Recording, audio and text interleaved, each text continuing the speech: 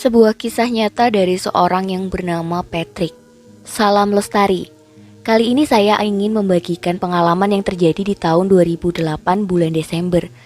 Barangkali bisa menjadi pelajaran untuk kita semua untuk lebih memikirkan keselamatan. Hari itu aku dan sepupuku Alvin berencana mendaki Gunung Cermai untuk pertama kalinya setelah sebelumnya kami mendaki Gunung Salak dan Sumbing. Kebetulan kami mempunyai teman orang Kuningan, Irma namanya. Kami bertemu Irma di sebuah konser musik underground di daerah Bekasi. Setelah pergi ke warnet untuk mencari info mengenai Gunung Cermai, berangkatlah kami dari Jakarta menuju Kuningan yang sebelumnya sudah mengontak Irma dan dia setuju untuk menemani kami mendaki.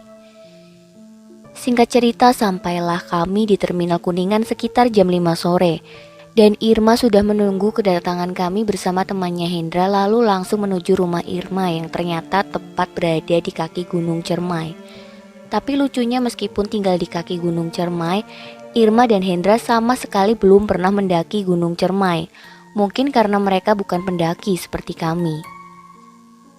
Setelah puas mengobrol panjang lebar, kami memutuskan untuk memulai pendakian tanpa pamit ke Ibu Irma karena Ibu Irma pergi ke masjid. Dan kata Irma sudah biasa pergi tanpa berpamitan.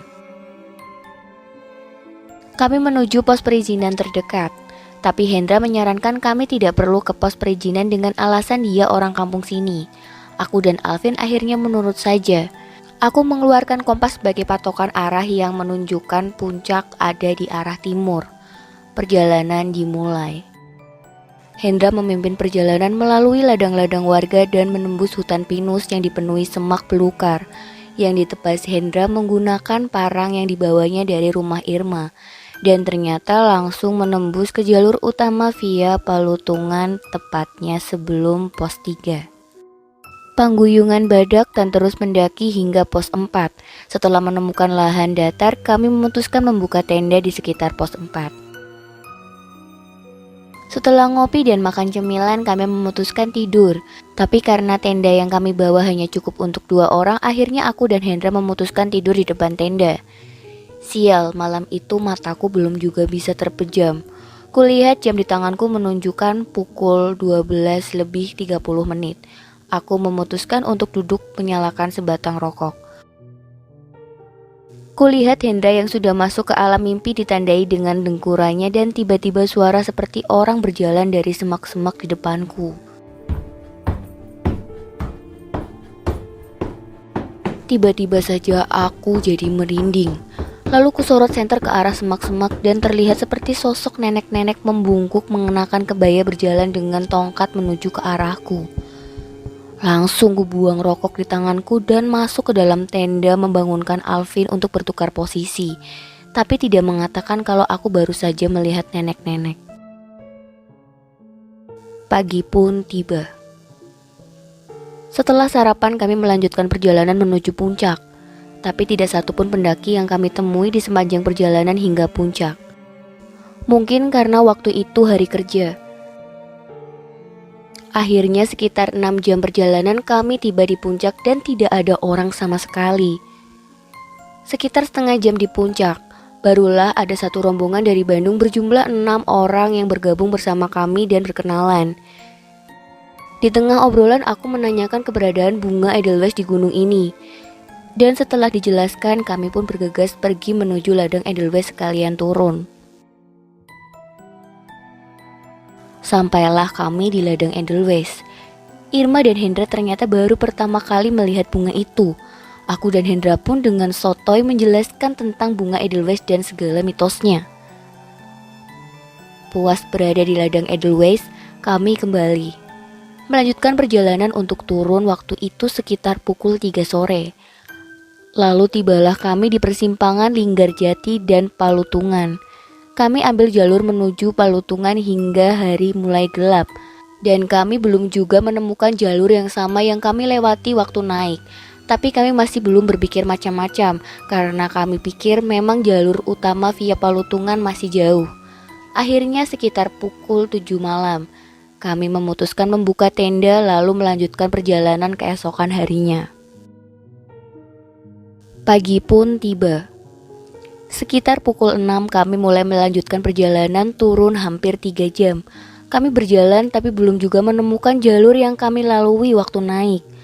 Anehnya lagi ada seekor kadal yang terus mengikuti kami entah sejak kapan. Aku mulai cemas saat itu dan yakin bahwa kami tersesat karena jalur yang kami lewati terputus, hanya ada semak belukar setinggi 1 meter di depan kami. Kami pun berhenti dan berunding, apakah akan dilanjutkan terus turun atau kembali ke puncak. Akhirnya diputuskan kami semua kembali ke puncak. Kadal itu terus-menerus mengikuti kami. Karena penasaran, Hendra mencoba mendekati kadal itu dan menghentakkan kaki tepat di depannya. Tapi kadal itu tetap tidak pergi, seolah menantang Hendra. Alvin pun menyarankan kami tetap berjalan tanpa menghiraukan kadal tersebut. Hingga sore hari, kami belum juga keluar dari hutan yang didominasi pepohonan besar. Aku pun mencoba mengikat tali rafia biru ke sebuah pohon yang memang selalu kubawa setiap pergi mendaki sebagai tanda. Dan anehnya kami selalu kembali melewati tanda yang kupasang tersebut. Ditambah kadal yang masih terus saja mengikuti kami. Hari pun telah gelap. Kami kembali membuka tenda dan membuat santap malam. Untuk persediaan bekal kami masih lumayan banyak, terutama biskuit. Air yang kami bawa pun masih lumayan banyak. 1 dirijen air 5 liter juga masih utuh. Puas mengisi perut, kami memutuskan untuk tidur. Suasana kali ini begitu hening, tidak ada suara binatang hutan sama sekali seperti biasanya. Hingga tiba-tiba Hendra membangunkan aku karena dia melihat cahaya seperti cahaya senter tanpa membangunkan Alvin dan Irma. Kami langsung berlari ke arah cahaya yang jaraknya kira-kira 200 meter sambil berteriak sekeras-kerasnya. Sepertinya mereka tidak mendengar teriakan kami dan terus saja berjalan. Tapi kami terus berlari ke arah sumber cahaya. Terbesit sedikit harapan dalam hati untuk keluar dari hutan ini. Bukannya pertolongan yang kami dapat, Hendra justru terperosok jatuh ke dalam lubang sedalam kurang lebih 4 meter. Lebih mengejutkan lagi, ternyata sekitar 10 meter dari lubang tersebut adalah jurang yang entah berapa puluh meter dalamnya. Dengan kata lain, cahaya panjang mirip sorotan senter itu bukan berasal dari manusia. Karena melayang melewati jurang. Jika saja Hendra tidak terperosok ke dalam lubang, mungkin kami berdua sudah masuk ke dalam jurang. Aku segera kembali menuju lubang di mana Hendra terjatuh. Lalu kusoroti Hendra dengan senter di tanganku. Untungnya dia tidak mengalami cedera serius. Kusuruh dia menunggu sebentar, lalu aku kembali ke tenda untuk membangunkan Alvin dan mengambil tali webbing. Akhirnya Hendra bisa kami angkat naik, tapi sayangnya pinggul Hendra robek sekitar 5 cm. Aku dan Alvin segera merangkul Hendra menuju tenda dan segera mengeluarkan kotak P3K untuk mengobati luka di pinggul Hendra. Belum kelar mengobati luka Hendra, tiba-tiba saja Irma terbangun dan berteriak-teriak histeris dengan mata yang melotot. Tapi suaranya terdengar seperti suara nenek-nenek dengan bahasa Kuningan yang menurut Hendra dia bilang, "Mau apa kalian datang ke sini?" Kami bertiga meminta maaf dan meminta agar nenek itu keluar dari tubuh Irma. Tapi Irma tetap saja berteriak sambil sesekali tertawa cekikikan. Kami membaca doa yang kami hafal tetapi tidak menunjukkan perubahan apa-apa. Karena kesal, aku menyuruh Alvin dan Hendra untuk memegang Irma dengan erat dan aku menduduki kedua kaki Irma dan menggigit jempol kaki Irma. Teriakan Irma perlahan mulai melemah hingga akhirnya benar-benar sadar. Aku pun langsung memberinya minum, lalu Irma bercerita bahwa ia bermimpi dibawa nenek-nenek ke suatu tempat di dalam gua. Kami semua mulai panik dan berpikir kami tidak akan bisa keluar dari hutan yang aneh itu. Pukul 2 pagi, aku memutuskan untuk sholat tahajud. Jujur, sebelumnya sholat wajib pun jarang aku kerjakan. Mereka bertiga pun ikut melaksanakan sholat tahajud dengan wudhu air yang ada di dirijen yang kami bawa. Kami berdoa agar bisa keluar dari hutan ini dan jikapun kami harus mati, kami pasrah. Suasana menjadi haru saat tanpa sadar kami berempat meneteskan air mata. Selesai sholat dan bersolawat, kami kembali memutuskan untuk tidur dan melanjutkan perjalanan saat hari sudah terang. Sekitar pukul 8 pagi. Kami bertiga bangun kecuali Hendra yang masih terlelap. Saat Alvin menyentuh badan kepala Hendra, badannya terasa sangat panas. Mungkin karena luka di pinggulnya. Setelah sarapan, kami memulai kembali perjalanan ke atas dengan sangat lambat karena kondisi Hendra cukup mengkhawatirkan saat itu. 1 jam berjalan, kami tiba di tanah datar yang cukup luas dan beristirahat. Alvin berjalan sendiri untuk mencari arah. Setelah setengah jam, ia kembali dan berkata bahwa ia melihat perkampungan di arah utara. Kami pun kembali melanjutkan perjalanan turun ke arah utara. Stok air kami hanya tersisa 2 botol ukuran 600 mili. Sebelum gelap, kami harus sudah sampai di perkampungan yang Alvin lihat. 4 jam sudah kami berjalan, tapi perkampungan yang Alvin lihat di atas belum juga ketemu. Sialnya, tanda tali rafia yang aku pasang jauh di bawah kembali kami lewati. Padahal kami telah berjalan sangat jauh ke arah puncak dan berjalan berlawanan arah dari yang kami pasang tanda. Aku sudah berpikir akan mati di gunung ini. Tapi keluarga dan teman-teman di Jakarta membuatku tetap optimis kalau aku bisa keluar dari hutan ini. Hari pun kembali gelap. Kami masih berada di hutan yang didominasi pohon-pohon raksasa. Kami kembali membuka tenda dan mengisi perut lalu tidur. Kali ini aku dan Alvin yang tidur di luar tenda. Tapi sepertinya Alvin tidak bisa tidur, entah apa yang ia pikirkan. Ia hanya memejamkan mata sambil membaca-baca doa seperti orang ketakutan, tapi tidak mau mengatakan apa yang sebenarnya terjadi. Aku pun terus mengamati Alvin sambil sesekali melihat sekitar. Lalu Alvin bangun dan menyuruh kami untuk melanjutkan perjalanan. Saat itu kira-kira pukul 9 malam. Aku menganjurkan Alvin untuk melanjutkan perjalanan saat terang. Tapi Alvin tetap bersikukuh ingin melanjutkan perjalanan. Akhirnya kami semua menuruti kemauan Alvin karena kami takut Alvin melihat sesuatu yang bisa membahayakan kami. Dengan perasaan yang bingung, kami mengikuti Alvin kembali ke arah atas hingga kembali bertemu dengan tanah datar yang kami temui tadi siang.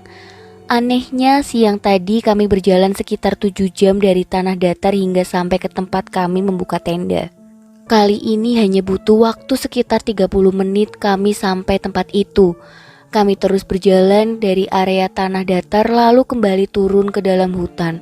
Tapi kali ini Alvin mengambil arah timur menembus kegelapan. Entah apa saja yang telah kami lewati karena sumber cahaya hanya dari senter yang berada di tangan Alvin. Hingga sekitar 2 jam perjalanan kami telah keluar dari hutan dan terlihat jelas lampu-lampu dari rumah warga sekitar dari kejauhan. Hingga menemui ladang-ladang warga. Irma pun mengenali daerah tersebut yang tidak jauh dari desanya. Akhirnya Irma mengambil alih di posisi depan menggantikan Alvin. Kami sampai di rumah Irma sekitar pukul 1:30 menit. Kami langsung melakukan sujud syukur di depan rumah Irma dan aku bertanya kepada Alvin, dari mana ia langsung tahu jalan pulang. Alvin bercerita di saat kami memutuskan untuk tidur. Seorang kakek-kakek datang menghampiri dan mengatakan jika kami ingin keluar dari hutan itu, kami harus segera mengikutinya. Dan kami pun mulai bercerita tentang apa yang kami alami selama di Gunung Ciremai.